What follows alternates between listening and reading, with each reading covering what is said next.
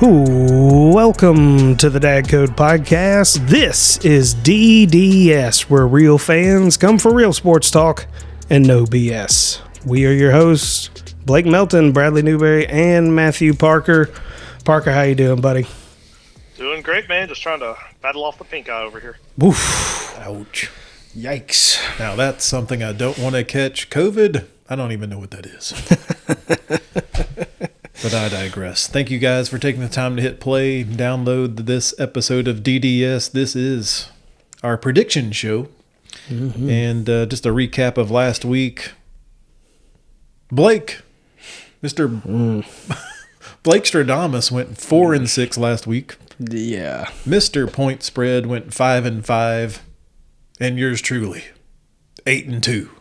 But we knew there'd be a lot of movement. There will be a lot of movement again this week. As we pick 10 games again, 5 from the college ranks, 5 more from the NFL ranks, but we'll start at the top. We're going to Rocky Top. Mm-hmm. Tennessee Tech coming to Knoxville, playing the UT Vols. Parker, the Vols are 6-0 all-time versus Tech. The Vols Wire has posted the UT depth chart, and Milton will be your starter. Yeah, we talked about this game a little bit on the podcast that we were reviewing last week, and I almost just want to refer to it because I feel like I'm going to say the same thing. This is not about Tennessee Tech. This is about quarterback situation. Hooker's going to get time. I know they've posted that, but I don't know that I believe it. Yeah. So I still am thinking Hooker's going to get the start. You may even see some Bailey out there. It's about the quarterback position because there is a quarterback controversy in Knoxville. Yeah, totally agree. I mean, now that we know, or at least we have somewhat of a sample of what Hendon Hooker has to offer, I don't know how, if you're going to run Joe Milton out there, how you just don't have him on such a short leash that the first time that he, tries to throw a ball out of Neyland Stadium, he's got to sit down at this point. I mean, because Hendon Hooker needs as many snaps as he can possibly get getting ready to come into SEC play. And I mean, I hate it. It seems like we have this conversation every single year with Tennessee that we get all the way into the third game of the year and we still don't know who our quarterback is. So I'm hoping that we figure that out here in the first few plays of the game. Either Joe Milton's gonna, start throwing lasers that are actually on target and maybe have some air underneath them and hitting our receivers, or we need to run Hendon Hooker out there quick. Look, honestly, my take on this is this should be nothing more than a glorified practice because looking ahead to next week, it's Florida week. Yep. So I don't want to see either one of the quarterbacks that much, to be honest with you. Mm-hmm. Get them in, get them out. Same thing with your offensive and defensive lines. Keep them healthy, get them in, get them out. Keep it simple. Glorified practice, Parker, is what I'm thinking. Yeah, exactly. It is. There's not even a line on this game. No. Like it is a practice. Get out there. It's literally a scrimmage. Get out there and just see what you got. Run some plays. They're not going to show anything, though. They're going to just run everything incredibly basic. They may just run the ball to get out of this game because they're going to show nothing before next week's game. Well, I mean, it's frustrating that we're even talking about Joe Milton here. I mean, yes, it is a glorified practice, but it sounds like some of those snaps are going to be taken away from him early in the game, potentially when starters are still in. I mean, do they start taking starting linemen out whenever Hooker comes in? I think that's a bad idea, particularly if you think this guy's got a chance of being your starter. So I don't know. Just like you said, there's a quarterback controversy, unfortunately. Again. Well, they're not the only team. We'll talk about another team next, actually. But I'm going to go ahead and say Vols 42-6. Yeah, I'll echo that. Vols 52-7. If they could score 30 or 90, it's what they want to do. 49-3. All right, yeah. So much for that game. Now we move on to the Gators game this week. We've been mentioning it. They had 2 weeks to figure out who they are, and I say, as the Gator fan, they haven't. They simply haven't. Yeah. Number 1 Alabama at number 11 Florida Gators. This is Alabama's first trip to the Swamp since 2011. Man, my initial thoughts are, just stay healthy. Parker, do you have an initial thought about this game here? Take the over. There's going to be a bunch of points in this game. I mean, my initial thought is going to be the same as you, is what's going on with the quarterback situation. But I actually, guys, kind of look at this a little bit differently. Do we really know Alabama's that good? I mean, we have conversations about how they're going to destroy everyone and everything. Well, let's look at this. They beat a very overrated Miami team, right? Mm-hmm. And then they played Mercer, and Mercer scored more points than Miami did. I'm not sitting here to say Alabama's no good. I'm just sitting here saying I don't think they might be a tick overrated. Well, I don't know. I don't know about all that. I echo all your sentiments. I have more questions than I have answers about this Florida Gator team. I do agree that, I mean, it's hard to really gauge Alabama and where they are, but I mean, the reality is they didn't just beat these teams they played, they beat the living shit out of them. And they did it kind of by playing with them, quite frankly. And I think that that's what's going to end up happening here in this Florida game, because I think as intelligent fans, we're looking at this saying that, yeah, this run attack, this scrambling that happens with the Florida Gator quarterbacks, it may work against the teams they've been playing, but do we really think it's going to happen against the Nick Saban defense? Let's get real. I don't think so. Yeah, I honestly don't know here, Parker. The big one is Richardson. I mean, that's what the fans want to see. That's what all the outsiders want to see more of, because when he's out there, like we mentioned in our reaction, he's 3 of 3 with 2 touchdowns and more yards passing than Emory Jones in the whole game. Yeah. He is practicing this week. Coach Mullen is, steadfast on saying, look, the depth chart is not changing. They're both going to play. He even went so far to say, look, I'm not going down the street to the hospital and telling them how to perform their surgery, so why would I listen to these type of people telling me what to do with my football team? So he's getting a little defensive there. Mm-hmm. Dan Mullen is 0-10 versus Nick Saban. The Bama leads the all-time series 27-14. Alabama's won the last 7 games in a row. I just don't see any of these trends bumping, unless I missed something. Did you study anything else? I agree with you guys. And when I say overrated, I don't mean they're bad. I mean, I just hear people on TV and different radio shows about how this is the best team ever. And I just think we need to tone it down a little bit. I mean, and you mentioned Richardson, and Alabama does struggle against running quarterbacks. Their defense, historically, Bama hasn't been elite against rushing quarterbacks. Richardson has had 11 rushing attempts so far this year for 275 yards. Yep. I mean, he is absolutely electric. And if he's electric against Alabama, I'm just saying there's hope. If he is this special. And also, we're anointing Bryce Young the Heisman Trophy winner. This is his first road game ever. And it's in a sold-out game in the swamp. It's going to be electric. It's going to be loud. Bryce Young so far this year, when he drops back to pass, has been pressured 42% of the time. And this is against 2 teams that we don't think they're very good. So if Florida can get to him, if the crowd is raucous, if Richardson does something just electrifying that puts him on a Lamar Jackson Louisville type level, I'm just saying that there is a hint of possibility. I'm not predicting that. I'm just saying there is hope. I could see that. I could see where you're coming from with that, but I think a lot of it is going to be dependent on how they play these quarterbacks. I mean, how are the snaps going to be divvied up? I mean, are they going to weight them one way or the other? If one starts to have more success than the other, are they going to actually go with that guy, or are they going to stick with whatever game plan they have going in? Because I do think that there might be something to what Parker had mentioned in our reaction show, that, are we just saying we don't know who it's going to be, or that the depth chart isn't changing just so they have to prepare for both of them. I mean, there could be something to that little gamesmanship. Could be. Florida Gators are number 2 rushing team in the NCAA at 382 per game. I'm going to go with history, though, with my pick. I did this in the SEC East prediction show as well.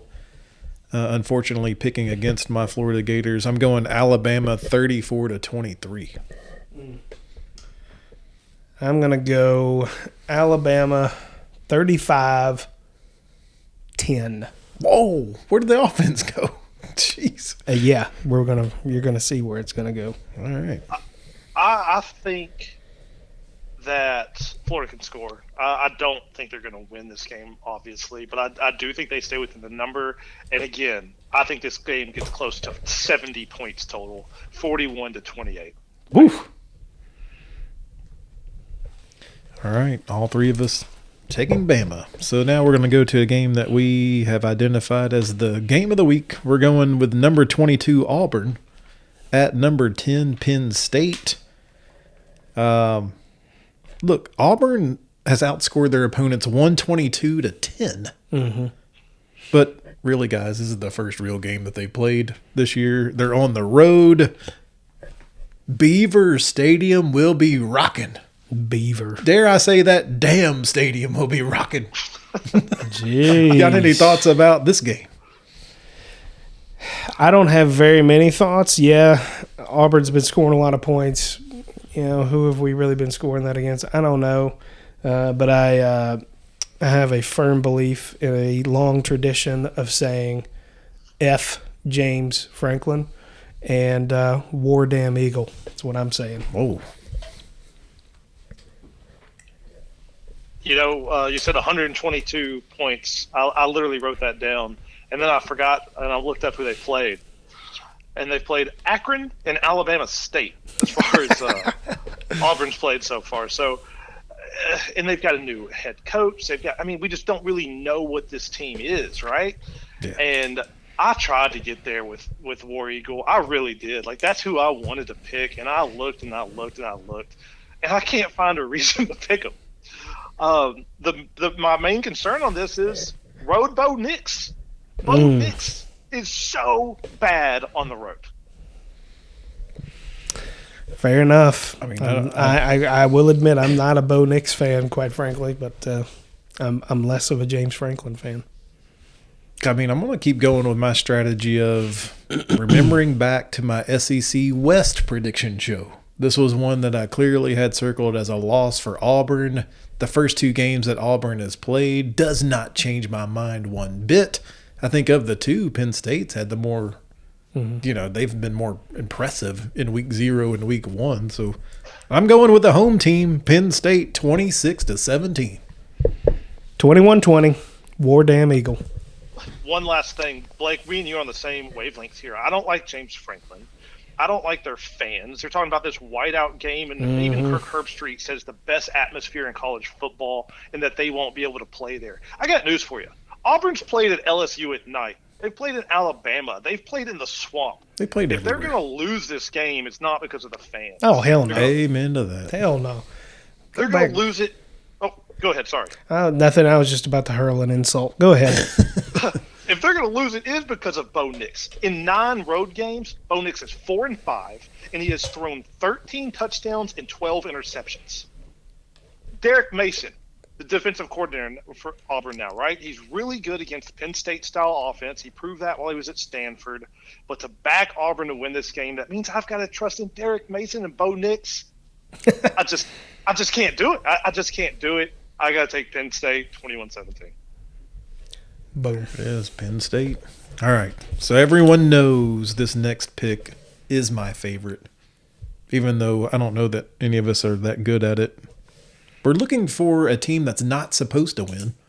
That is the underdog, and we're going to say they're going to straight up win. Blake, have you identified such team this week? You know, I thought about throwing a little hate towards Miami again, but I had to keep it close to my heart here. Had to go with my alma mater. The University of Memphis Tigers are going to upset Mississippi State. Y'all just write that down. I mean, I'm writing it. I'm looking Y'all up just a write line that on it down. because I didn't know off the top of my head. I think it's like 3, something like that. 3.5. Memphis. I can let you know in 2 seconds. Is that something? Do you remember, while he's looking that up, do you remember, is that something that you picked that way in our prediction show? You may have, actually. I may have. I can't remember. I'd have to go back and look. Interesting. Memphis. Sorry, guys. My internet was acting weird. There it goes. Interweb. Yeah, it's 3.5. Correct. Yeah, but all they got to do in this pick is just win outright. I actually had a couple of different ones as I was discussing with Parker before coming on here. There are actually a few that I would consider in the college ranks. Blake touched on the one. You got Michigan State traveling to Miami, a 6.5-point underdog. Just beat Miami. Overrated. Dad Stradamus told y'all. I'm gonna officially pick this one. Of course, going outside the SEC again, I'm looking at a team that just whipped our home team, Middle Tennessee State Blue Raiders. The number 15 Virginia Tech Hokies are on the road as a 3-point underdog to West Virginia. So I'm identifying Virginia Tech as my underdog upset special outright. I like that one. I have an upset here, guys, and usually I base this stuff off of stats and stuff, but I have no stats to back this up. We're going to take a little drive, just a short little drive, about 30 minutes away. We're going to go down to West End. Oh, no. No, we're not. I missed out on this last week, and I feel stupid about it, so I'm coming in hot on this one. Winning follows winning. It breeds winning. And Vanderbilt is playing at home against Stanford as 11-point dogs this week. Stanford just won a game that they were 20-point underdogs in. Then they've got lowly Vanderbilt. So they just did all this big stuff last weekend, lowly Vanderbilt, and then guess who they've got after that? UCLA, Oregon, Arizona State. It's just the ultimate sandwich spot. Maybe Vanderbilt catches them, sleeping on them a little bit. Vandy got embarrassed at home 2 weeks ago. They looked much better last week.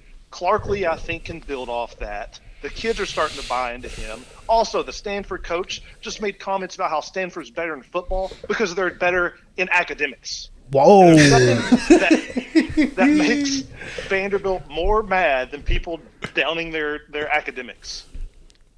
I think that you can say anything about their football team, but Shaw comes out and talks about the academics. Oh, boy. I think Vanderbilt might pull a little sneaky upset, and Vanderbilt is going to be my pick for this week. Okay, his silly underdog pick. We're going to stay with this game because guess what Blake has identified as his best bet of the week. I have got Stanford covering that ass all day long. Wow, folks. Stanford has called their shot, and they're going to hit their mark, folks. So Stanford minus 11 is what we're going with. Stanford minus 11 as Blake's best bet. I'm going to, being 2-0 in this stat, at the best bet at college, I want to stick with a team that I have previously picked. I believe this team has to win and has to win by a lot. Yes, this could be one of their, if not their toughest game of the year. It's going to sound weird when I say it. It's number 8, Cincinnati at Indiana, and that's their toughest game of the year. They are a 4-point favorite, Parker. I think they've got to win and win impressively. I'm going Cincinnati minus 4. I almost picked this game. It was on the couple that I wanted to pick, and I almost picked Vandy plus 11. I knew I was getting Vandy in there one way. I couldn't decide where I was doing. I said, screw it, let's just go all in. I love this one. That's almost picked it for the same reason that you pick them a few weeks ago, and just like they've got to embarrass them. Yeah, I mean, there's a lot of what I was reading in the very little I read about Cincinnati this week. With the opening at USC, their coach, along with Urban Meyer, believe it or not, are the top 2 names that people are just throwing out there. Mm-hmm. And both of these gentlemen are having to shoot down these rumors already. The Cincinnati coach is shooting it down. Urban Meyer, of course, is shooting it down. So I don't know if that has anything to do with a mindset or mentality coming into this game. Is it a distraction? I hope not. But, I mean, I've heard that this guy's name is tied to the vacancy. Yeah. My best bet is I usually like to hit teams after they've had a bad loss because they usually do a bounce back. But I think this team is really sad after their loss. And I'm going to go with Tulsa getting 25.5 points against Ohio State. I think Tulsa keeps this close. They haven't won. They're 0-2, but they should be 2-0. They easily could have knocked off Oklahoma State. They had a really weird Week 0 game that they lost. Against Oklahoma. I mean, this is the team that's playing everybody. Mm-hmm. Oklahoma State, scared. Ohio State. Bring it on. And Ohio State's offense is doing well. I mean, they're rolling on it, but they're struggling to get in the backfield, and Tulsa runs the ball fairly well, and they have a decent quarterback. I think that they could – I mean – y'all saw what Oregon did to them. They just couldn't stop the run. I really think Tulsa's going to run this game. It's going to really slow down this game a lot. And 25.5 points for what I think to probably maybe be a slower game. It's just too many points. And I think Tulsa's going to cover this number. I think it pretty easily. Well, after last week's game where they straight up lost to Oregon, now Ohio State is 1-6 against the spread in the last 7 games playing at home. Ooh. So I like interesting stat there. Those were the college picks. We're going to transition into NFL talk, our favorite. We're going to start with a little road trip. Our hometown Titans are taking their football knowledge, football expertise to Seattle. And this is not a place where many, if any, teams like to play. Nope. It's loud there. The way the stadium is built just holds in the noise. Mm-hmm. And quite frankly, Seattle's pretty good. Yeah. They just ran through a Colts offensive line, and that's supposed to be the strength of their team. I'm going to go to the season ticket holder. Do you have any initial thoughts about the Titans playing in Seattle? Yeah, there's a lot of reasons to like Seahawks here. I mean, they're playing at home. Russell Wilson, Chris Carson, defense looks significantly improved. Titans looked awful. I mean, there's a ton of reasons on both sides here, but I will say, mention the Colts, and I've been saying this since our preview podcast. The Colts, to use my favorite word, are fraudulent. They're not good. So I don't know how good Seattle actually is. Carson Wentz is Carson Wentz. Their defense is overrated. Their offensive line's overrated and hurt. People are out. So while I do think they're a good team, I don't know that they're as good as we think they are. Do you have any initial thoughts about Tizzy? And they're not positive. I think the issues right now that the Titans have are significant. The lack of practice, lack of timing, lack of reps together. And quite frankly, one of the things that disturbs me the most is our kicking situation. We're going on the road to a tough place to play, and we got a kicker that can't hit the broadside of a damn barn. Well, we got a new one now. Yeah, I mean, I was going to say, who is Bullock. It this week? It's Bullock, Randy Bullock. Oh my God! I mean, it's he sucks too. Let's try you out at the hardest place to play in the NFL. That sounds great. But anyways, I'm not feeling like it's going to be a good day for the Titans. I think we just don't have our shit figured out right now. I think this is going to be a tough one. I think it's going to be a tough one for us. So since the Titans have moved to Tennessee, I read that they are 2-4 playing against Seattle. So they've only played 6 times since 1997, believe it or not. 2-4. The games are actually closer than I expected to see. I expected to see some blowouts in here, but really, listen, I mean, it's the Titans winning 33-27, lost 20-13, win 17-13, lost 28-24, lost 20-18, lost 16-13. So if I take away any trends from this, is these are close games. It may not be a blowout, Parker. I definitely think it's too many points. It's a week one overreaction. We had a lot of discussion about this last week on college. Seattle whipped up on a supposedly good Colts team, and the Titans got absolutely embarrassed. Seattle should be favored, but 5.5. I think it's looking at 6 now. It seems insane to me. In the NFL, there's some other good stats with this too. It's not all awful for the Titans, as bad as it seems. In the last 2 years, after double-digit loss, Titans are 7-0 in the next game. They respond. Vrabel gets on them. Another positive, this is awful, but the Titans were so bad in that first game, they literally showed nothing on film. I mean, there's nothing they can learn about the Julio that they didn't already know from him being in Atlanta. There's nothing that they can learn from this new play caller. After last week, it was just that bad. They were so bad. Derrick Henry pulled people over in the first quarter to try to rally them. He never talks. Taylor Lewan is prideful. I really do think he's going to come out and respond. The Titans do this. They do this every year. They lose the teams they should beat. Last year, they lost to Cincinnati Bengals, who were awful last year with a rookie quarterback. And they responded after that. It's just, this is such a pivotal moment. I think that they have to respond. This could be one of those moments of the season. If they go out there and lose, it's one thing. But if they go out there and lose like they did to Arizona, this season could be a wash. I totally agree. I really hope that I am wrong about the struggles that are going to happen in Seattle. But I looking at the history, they're always close games. You know, having a new kicker now that we don't really know one way or the other how he's going to be. I mean, I guess he couldn't be worse. I hope I don't eat my words there. But I'm thinking this is going to be 17-14 game and not in the Titans' favor.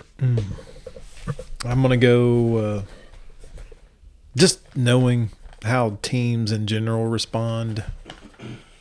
Jaguars, Texans, Colts, all of them going to the West, just to the West Coast in general. I think this will be – if I was picking this against the spread, I would lean the Titans. But when I'm asked to just pick the straight-up winner, I don't have any reason to not pick Seattle. They're the home team. They've proven to be the better team. And I'm just saying if Kyler Murray can do some things against the defensive backfield of the Titans, Russell Wilson can. He will at home. He'll do it even better than Kyler Murray. So, yep, he will. And one of the stats from last week, like the average depth of target for a quarterback, that shows how far they throw it. The guy that threw it the deepest on average was Russell Wilson. I mean, the Titans, aren't the best at defending the deep pass, as we all know. This is one of those games where I watch ESPN or I watch whatever, and listen to podcasts in the betting world, in the fantasy world, you name it, everyone is against the Titans. There is not one person picking the Titans in this game, or frankly for the rest of the season, because of that shellacking in the first week. I'm going to fade the public on this one. I think this 7-0 stat after double-digit losses is real. And I'm going to say the Titans pull a shocker in this one. I think the offense gets going. I think it's close. The kicker situation scares the hell out of me. I'm hoping they pull a Rams situation a couple of years ago when they didn't have a kicker, and they just went for it on fourth down every time instead of kicked it. I'm going to see the Titans pull this one off, and if they're going to do it, though, the offense is going to have to be clicking. And if they do, it'll be something like 31-28. I'm going 26-21, and I don't know how they're going to make the extra points that I'm predicting. They said, hey, Kevin Byard's already told him he can kick. Wow. How about that? And Monty Hooker's out. He's on injured reserve. Oh, that sucks. That really... I will say Bullock did kick last year extra points. He was 25 of 26. And kicking field goals, I think he was 21 of 26. And, I forgot this great thing. This is another one. Titans have got the guy replacing Monty Hooker at safety. For the last 3 years, you know where he's played? Seattle started 39 games for him, so maybe we have a little inside information there. Whatever, man. We'll take all the help we can get. Hey, man, that's going with the hard one here, but we'll see. All right, transitioning into the bummer of the teams. We're doing Denver at Jacksonville. It is Urban Meyer and Trevor Lawrence's first home game. Man, this Parker, this Denver defense looks good. Yeah, they do. In fact, I think I slept a little bit on this team. I think they're better than I thought they were in our preview podcast, and Teddy Bridgewater was the right selection for them at quarterback. I do think this team is better than what we all rated them, to be honest with you. I had them going 4-13. I'm staring at it right now. Well, if that's to hold true, I'm not going to give away my pick yet, but they have a good chance to start 2-0. Do you have any initial thoughts, Blake? I am still concerned about the coaching woes that are happening with Jacksonville and Trevor Lawrence. Are they going to have it all figured out by this week? I'm not convinced, but you never know. They could, like I said, this is their first home opener here together, and maybe they'll deliver, maybe they won't. I won't give my pick away yet either. All right, so here's what I want to see as the Jags fan. This was not the season, as I said in the AFC South prediction show. This is not the season where I was expecting hurrah and playoffs and all of this. This is the building season, so expected the ups and the downs. I just wish they would have won against Houston. But I digress. I think we'll see a lot of the mixed bag again this week, where we're going to see some really good out of their rookie quarterback. I think we're going to see some really bad, which mostly we saw from their coaching staff. When you're getting the play call in with 6 seconds to go, that's not good enough. Hope that the coaching staff can clean up that and stop placing all the blame on the players. They have no home field advantage, so I've got nothing there. Maybe one tweak is this is back-to-back road games for the Broncos, but do you see anything that stands out before we pick? The coaching – I'm sitting here right now with ESPN on the background, and it literally popped up right now in the lower third. Urban Meyer says no chance he leaves for the USC job. That's got to be a distraction. I mean, he's one game into his NFL career, and I've heard numerous people talk. Is the over-under that he's back in college by the middle of this year?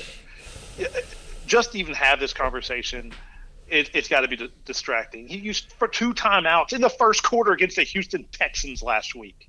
I just am very out on Urban Meyer. But also, man, this Jags defense, they struggled to stop the run last week against a 100-year-old running back in Mark Ingram. The dude's barely even on a team. And Philip Lindsay, they both went off. And this year they got to face Gordon Williams this week. It's going to be whatever the prop bet's going to be on the over/under on these guys. It's take the over on them. I'm just really out on Urban. Yeah, I mean, it's sad. I don't have anything. I can't even say it's a home game and everyone will be excited. And last week was somehow fluky going to Houston. But look, they went to Houston and got their ass whipped. Yeah, so laid a big egg. Why would I have any hope here? I mean, I literally said if Jacksonville can't beat Houston, what team are they going to beat? My official prediction. Yeah, my official prediction is not Denver. I'm going to go Denver wins this game 24-20. Jacksonville covers, but does not win. I got go ahead. No, go ahead there, Parker. Oh, I was just saying that's literally was my exact pick and score. Wow. Yeah, I'm going Broncos 24-17. All right. We're all going Denver. The game of the week that we identified, we want to talk about Kansas City at Baltimore. Baltimore is getting to play at home here on Sunday Night Football after coming off of a wild and ridiculous overtime loss to the Las Vegas Raiders. Parker, I lost some money with that. That game was insanity. And speaking of coaches that I'm out on, Gruden tried his absolute best to lose that game. He just looks like a smug asshole on the sideline. I think it's my God. He's literally, you can read his lips. He's sitting there talking shit about his players while they're out there on the field. He's literally like, what the F was that? God, he's so stupid. He smells like onions. I don't understand him because we had this conversation in the preview podcast, but why does he hate Derek Carr? I know this is totally off what we're talking about, but it just blows my mind. He is a good quarterback, and I don't understand it. But anyways, yes, this game, KC Baltimore. I think it's lost a little bit of lackluster because of the injuries to Baltimore. Their secondaries hurt big time. And the stat that I would go to on this one is, Baltimore blitzes more than anybody in the league. In the last 3 years, they've had a higher blitz percentage than anybody at 52%. It's just them and nobody else. The quarterback that's the second best against the blitz, Derek Carr, which is unbelievable, right? Saw what happened. He threw it up to Renfro and Edwards. Well, guess who's number one against the blitz? Uh-oh. Patrick Mahomes. Just throw up a punt to Tyreek. I don't understand if we can read these stats. And Baltimore traditionally is a great defense, but Tampa laid it out. The blueprint's right there. You've got to get the Patrick Mahomes with the front four, and you can't blitz. If you blitz, he's going to eat you alive. Yeah, it's going to be a tough one. I don't think the secondary for Baltimore is going to be able to contain Mahomes' arm. I mean, good grief. I believe they may have some injuries in that secondary. I mean, they got injuries everywhere, in Baltimore. My goodness. It's just – that's all Patrick Mahomes needs is just an easier time passing the ball. It's not like they haven't tried to make it hard by tackling him, going out of bounds, diving, throwing left-handed, 40 yards downfield and delivering a dime. I don't know. I don't think that this one's hard to call, in my opinion. Yeah, I don't trust it. If Baltimore gets down early, they don't have a passing attack that can bring them back, I don't believe. And after last week now, gentlemen, Patrick Mahomes has now moved to 11-0 in his career in September games. I don't believe that trend changes. I'm going Kansas City 31, Baltimore 17. I'm going big. Kansas City 37-21. Yeah, it was Marcus Peters, by the way. He's out. He's done for Baltimore. And you know what else Patrick Mahomes hasn't done in his career in September? He's never thrown an interception. That's true. That's true. And I'm going to continue this week. The only way he throws an interception, it seems like, is if somebody misses it and bounces off their hand and he gets unlucky.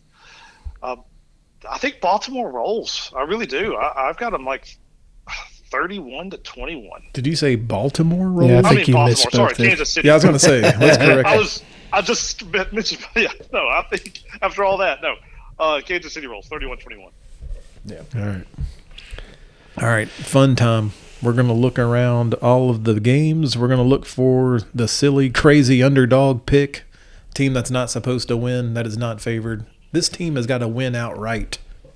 Have you identified a team, Blake?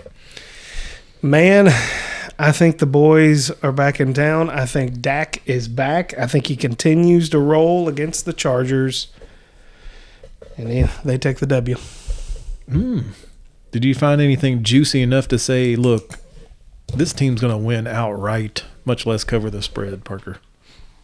Yeah. I'm going to go to Cincinnati.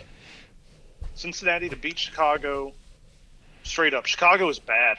Their secondary isn't good, and everybody thinks that they're good just because their name's Chicago. And we talked about it in the preview. Cincinnati's got one of the best trio wide receivers in the NFL. And Burrow looks good.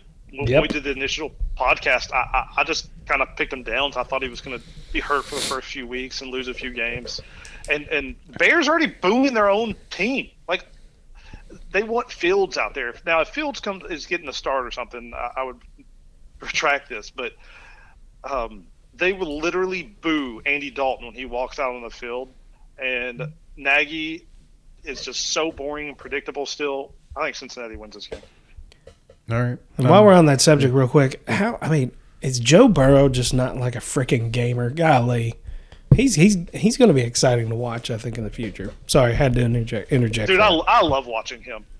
Just nobody loves watching Cincinnati. That's true. Well, I don't know. Let me tell you, that was a loud crowd there in Cincinnati. When they got that victory. I mean, Who day? Exactly. I mean, they were pumped up, and having a hometown boy there, leading them to victory. There could be something brewing. My God, I can't believe I'm saying it, in the state of Ohio. With the entire state. In the entire state. Okay. I'm going to stick with the team that Parker likes.